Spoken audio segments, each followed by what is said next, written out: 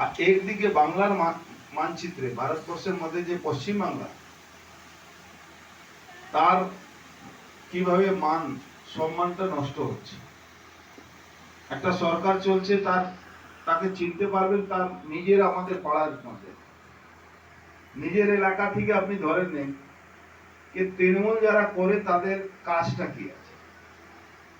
তাদের কাজটা হলো পৌরসভা নামে এক্সটর্শন করা, তাদের কাজটা হলো ব্যবসায়ীদের থেকে তোলাবাজি করা, তাদের কাজটা হলো আজকে যে পৌরসভাকে ভারতবর্ষে 1 নম্বর পৌরসভা নিয়ে গেছিলাম একটা সময়, সেই পৌরসভার আজকে কি অবস্থা আছে।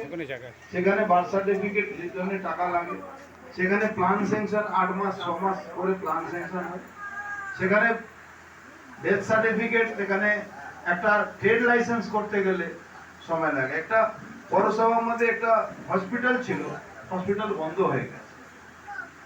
পৌরসভার মধ্যে হসপিটাল বন্ধ হয়ে গেছে, এলাকায় পরিষ্কার পরিচ্ছন্ন হয় না। কোনো তৃণমূল কংগ্রেসের কোনো একজন নেতা, যে কোনো লোককে আপনি যদি যান, আপনাকে পয়সা ছাড়া কোনো কাজ করতে পারে। একটা টোটো যদি কিনে কেউ চালাচ্ছে, তাকে 20,000 টাকা একবার দিতে হচ্ছে, প্রত্যেক দিন তাকে 50 টাকা করে দিতে হচ্ছে। এক্সটর্শনের লেভেলটা কোন জায়গায় চলে গেছে।